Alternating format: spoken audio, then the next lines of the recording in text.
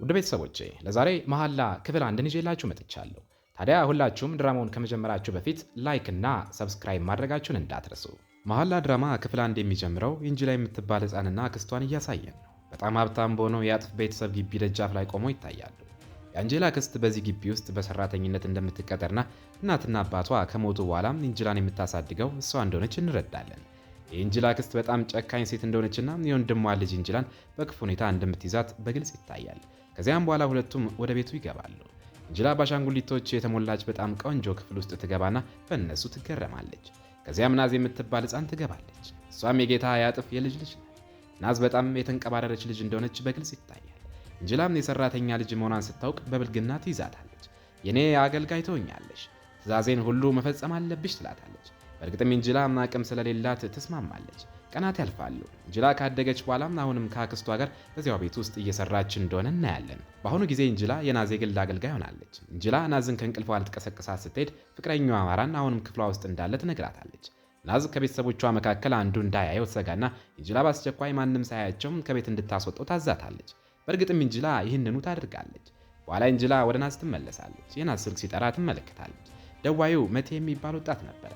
ኢንጂላ እንደምታውቀውም በግልጽ ይታያል። መቲ እየደወለላት እንደሆነ ለናዝ ትነግራታለች። ናዝ ግን ለረጅም ጊዜ ችላ ሲለኝ ስለነበረ እስኪሰቃይ ድረስ አልመልስለትም ትላለች። በዚህ ጊዜ ኢንጂላም ወደ ኋላ ትዝታ ትመለሳለች። መቲን ለመጀመሪያ ጊዜ በልጅነቷ ያየችበትን ቀን ታስታውሳለች። መቲ በጣም ደግ ልጅ ነበረ። አብሯትም ይጫወት ነበር። በመልካም የሚይዛት እሱ ብቻ ነበረ። በዚያው ቅጽበት ኢንጂላ በፍቅሩ ወደቀች። ሁልጊዜም ስለሱ ታስባለች። የመቲና የናዝ ቤተሰቦች በቱርክ ውስጥ ካሉ በጣም ሀብታም ቤተሰቦች መሆናቸውንና ልጆቻቸው ሲያድጉ እንዲጋቡ ከድሮ ጀምሮ እንደተስማሙ እንረዳለን። ወደ አሁን ጊዜ ስንመለስ መቲ በበረራም ወደ ቱርክ እየተመለሰ መሆኑን እናያለን። ለረጅም ጊዜም ውጭ ሀገር ሲማር እንደነበረም እንረዳለን። እንደገና ወደ ናዝ ቤተሰብ ስንመለስ የኢንጂላን አክስት በቤተሰቡ ታላቅ በሆኑት በጌታ እጥፍ ክፍል ውስጥ እናያታለን። ሁለቱ ሚስጥራዊ ግንኙነት ውስጥ እንዳሉ በግልጽ ይታያል። አክስቷ በየቀኑ በቤቱ ውስጥ ከጀርባው የሚሆነን ነገር ሁሉ ትነግረዋለች። ከዚያም በኋላ መላው ቤተሰቡም ቁርስ ላይ ተሰብስቦ ሳለ ከመቲ አክስት ከቤልጅየም ስልክ ይደርሳቸዋል። መቲ ዛሬ ናዝን በይፋ ለመጠየቅ ለእጮኝነት ማለት ነው ወደ ቱርክ እንደሚመለስ ትነግራቸዋለች። በእርግጥም ናዝ በደስታ ራሷን አታምንም።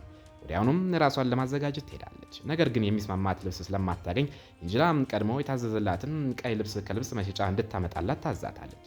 ኢንጂላ በናዝ ትናደዳለች። እንደ መቲ ያለው እንዳይገባትም ብላም ታስባለች። ነገር ግን እንዳትባረር ትእዛዟን ለመስማት ትገደዳለች። ከጥቂት ቆይታ በኋላ ኢንጂላ ልብስ መሸጫ ቦታው ትደርሳለች። ቀዩን ልብስ ልኩን ለማየትም ትለብሰዋለች። በአጋጣሚ መቲን አዲስ ልብስ ለመግዛት በዚያው ሱቅ እዚያው ቦታ ይደርሳል። ልብስ ለመቀየር ወደ ክፍሉ ሲገባ ኢንጂላ ልብስ እየቀየረች መሆኑን አይቶ ይደነግጣል። መቲ ወዲያውኑ መጋረጃውን ዘግቶ ክፍሉ ሰው እንዳለበት አለማወቁን ገልጾ ደግሞ ይቅርታ ይጠይቃታል። ኢንጂላ ወዲያውኑ ታውቀዋለች፣ ማመንም ያቅታታል። በኋላም ወደ መቲ ቤተሰቦች ስንሄድ ቤልጂ የመቲን እናት የሆነችውን ጉልዳን ስታናድዳት እናያለን። ምክንያቱም ጉልዳን የልጇን የጮኝነት ግብዣ መታደም አትፈልግም። ይህም የሆነበት ምክንያት ጉልዳ ለዓመታት በከባድ የድብርት በሽታ ስለምትሰቃይና ከቤት መውጣት ስለምትፈራ ነው። እንደገና ወደ ልብስ መሸጫው ስንመለስ መቲ ለኢንጂላ በድጋሚ ይቅርታ ሲጠይቅ እናያለን። ኢንጂላ ግን እሱ ስላላወቃት በጣም ታዝናለች። መቲ ወሬ ለመጀመር ይሞክራል። ለፍቅረኛው የሚሰጠውን ልብስ እንድትመርጥለት ትረዳው ዘንድ ይጠይቃታል። ኢንጂላ አንድ ቆንጆ ልብስ ትመርጥለታለች። እሱም እንዲያየው ትለብሰዋለች። መቲ በኢንጂላ ውበት ተደንቆም አይኑን ከሷ ላይ መንቀል ያቅቷል። ሲጨርሱ መቲ አመስግኗት የቤቱን አድራሻ የያዘ ካርድ ይሰጣታል። ዛሬ ማታ አብራ እራት እንድትበላ እንደሚፈልግም ይነግራታል። ከጥቂት ጊዜ በኋላ መቲ ወደ ቤተሰቦቹ ቤት ደርሶ አክስቶቹንና አያቱ ዲያንን ሰላም ይላል። ከዚያም እናቱን ሰላም ለማለት ይገባል። በሷ ሁኔታ በጣም ይረበሻል። በዚያው ሰዓት ናዝ ልብሱን ቀደሽ አመጣሽ ብላ ኢንጂላን ስትመታት እናያለን። እንዲሁም ሀብሌን ሰበርሽብኝ ብላ ትከሳታለች። ኢንጂላ በልቅሶ እየፈረሰች ክፍሏ ውስጥ ትቀመጣለች። ናዝ ወደ እሷ ገብታ ስላደረገችው ነገር በተዘዋዋሪ ይቅርታ ትጠይቃታለች። ምሽት ላይ የመቲ ቤተሰቦች ናዝ ቤት ይደርሳሉ። ነገር ግን የሚገርመው መቲ አብሯቸው የለም። ናዝ ትበሳጭና ቁጣዋን በኢንጂላ ላይ ትወጣለች።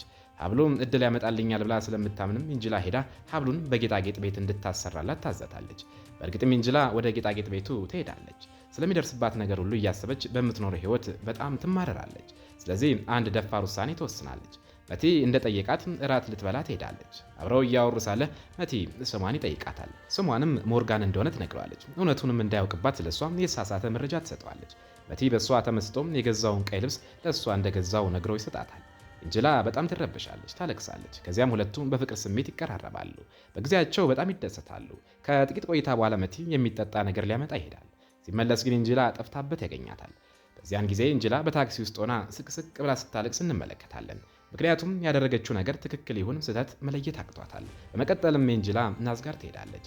የአንገት ሀብሏንም ታጠልቅላታለች። ብዙም ሳይቆይ የቤቱ ደውል ይጮኻል። የመጣው መቲ ነበረ። ናዝ ልትቀበለው ትወጣለች። ወደ እሱም ትቀርባለች። ነገር ግን በድንገት የያዘውን አበባ ተቀብላ በንዴት መሬት ላይ ትወረውራለች።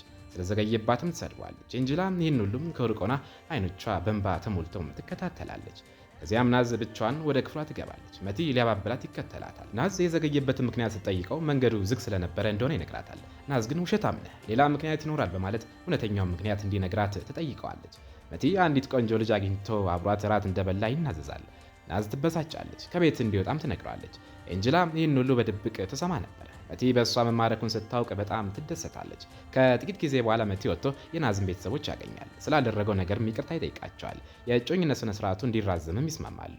ነገር ግን በዚህ ጊዜ ናዝ ንግግሩን ታቋርጥና ዛሬውኑም ከመቲ ጋር መታጨት እንደምትፈልግ ትናገራለች። መቲ በናዝ ድርጊት ይገረማል። ነገር ግን እሺ ብሎ ዛሬውኑ ይታጫሉ። ከዚያም የእጮኝነት ቀናቸውን ለማክበር ወደ ምሽት ክለብ ለመሄድ ይዘጋጃሉ። ናዝ አንድ ነገር ካስፈለጋት እንድትረዳት ኤንጅላ አብራት እንድትሄድ ትጠይቃታለች። ኤንጅላ መቲ ያየኛል በሚል ብትሰጋም መቲ ሳያት ምሽት ክለቡ ደርሳ ሽንት ቤት ውስጥ ትደበቃለች። በዚያው ሰዓት መቲና ናዝ አብረው ሲጨፍሩ እንመለከታለን። ናዝ የለበሰችውን ጃኬት አውልቃ ገላጭ ቀሚስ ትለብሳለች። መቲ የሰዎችን ትኩረት በመሳቧ ተበሳጭቶ ትቷት ወደ ሽንት ቤት ይሄዳል። በድንገትም ኤንጅላን እዚያ ያገኛታል። ዳግመኛ በማየቱ አያምንም። በፍጥነትም ይዟት ከክለቡ ይወጣል። ናዝ መቲ ሽንት ቤት ቆየብኝ ብላ በየቦታው ትፈልገዋለች፣ ግን እንድታገኘው አልቻለችም። በጣም ተናዳ ለቤተሰቦቿ መቲ በህይወቴ ትልቁ ቀን ላይ ለሁለተኛ ጊዜ ጥሎኝ ጠፋ፣ አሁኑኑ ፈልጋችሁ አምጡልኝ ትላለች። በዚያው ሰዓት መቲና ኤንጅላ አብሮ ቆመዋል። መቲ በባለፈው በድንገት በመጥፋቷ አዝኖ እንደነበርና አሁን በማግኘቱ ደስተኛ እንደሆነ ይነግራታል።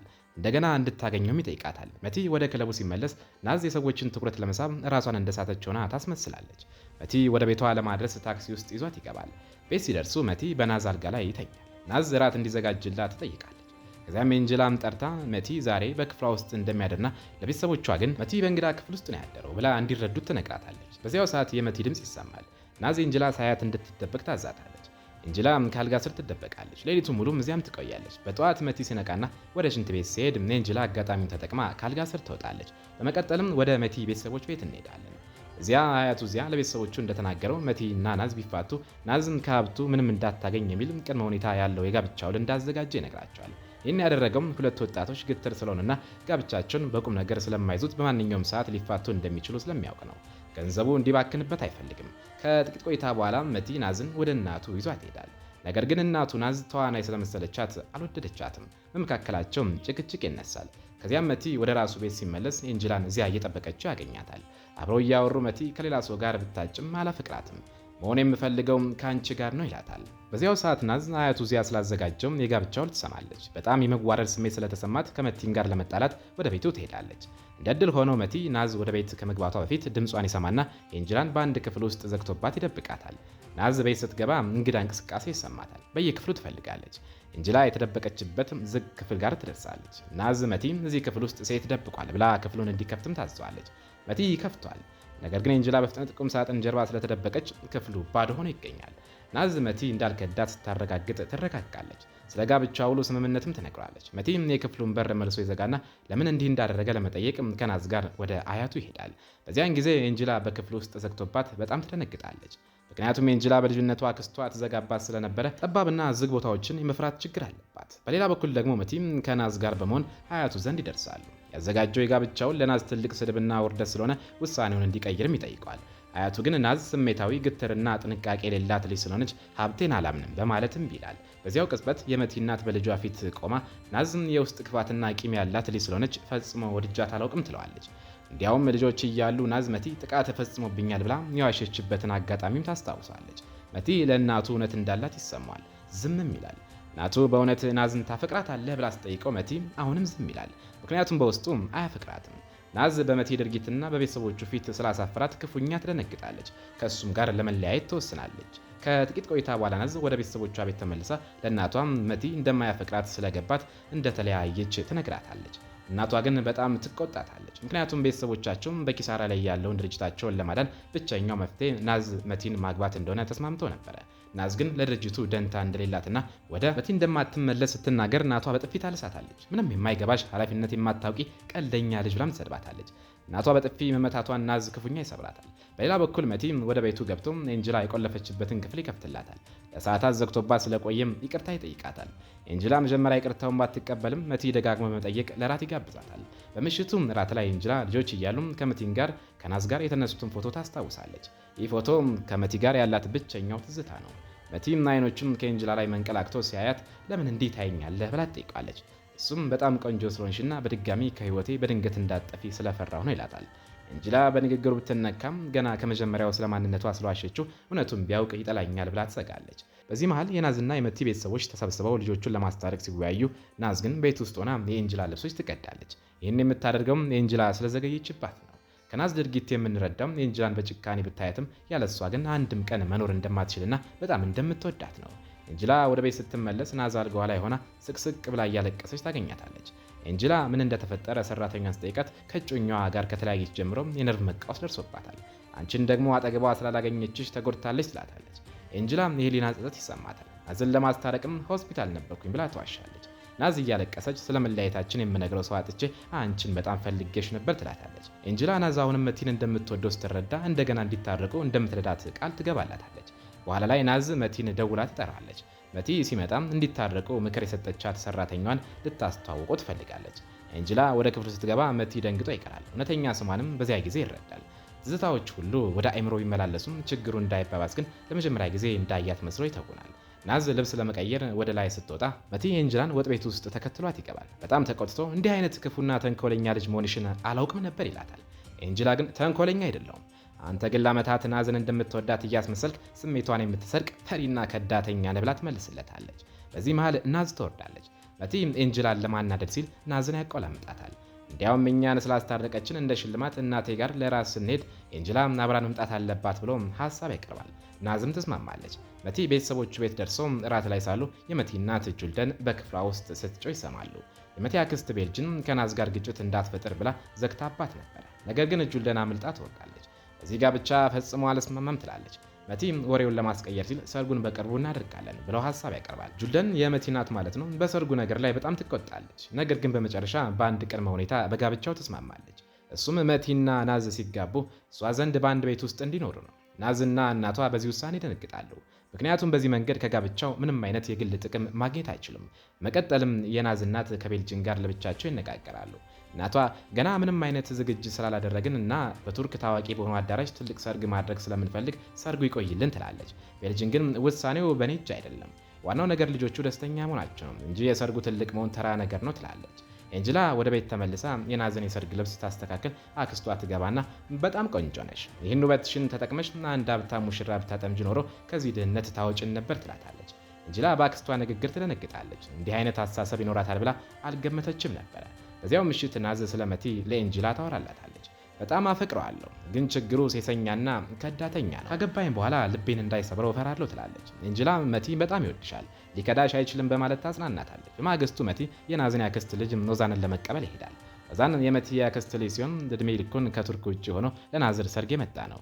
የናዝ እናት ሀብታም ሆኖ ሳለም እንዴት በአንድ ቤት ለመኖር ተስማሚያለሽ? ለብቻሽ ቤት እንዲገዛልሽ ማድረግ ነበረብሽ ብላ ከልጇ ጋር ትጣላለች። ናዝ ግን መቲ ትልቅ ቤት በስሜ እንዲገዛልኝ አደርጓለሁ ብላ ከእናቷ ጋር ትወራረዳለች። ከዚያም ኦዛን ሲመጣ ናዝ በደስታ ትቀበለዋለች። ግንኙነታቸው በጣም የቀረበ እንደሆነ ያስታውቃል። ኤንጅላም ኦዛንን ሰላም ለማለት ስትወጣ ኦዛን በቦታ ይደነቃል። ኤንጅላም ወደ ውጥ ቤት ስትሄድ ኦዛን ተከትሏት በመግባት ሊያወራት ይፈልጋል። መቲ ግን በቅናት ስሜት ንግግራቸውን ያቋርጣል። ኦዛን ከኤንጅላ ጋር እንዲያወራ አይፈልግም። መሐላ ክፍል 1 ይመስላል። ቪዲዮን ከወደዳችሁት ላይክ እና ሰብስክራይብ ማድረጋችሁንም እንዳትረሱ። በክፍል 2 እስከምንገናኝ ድረስ በያላችሁበት ሰላም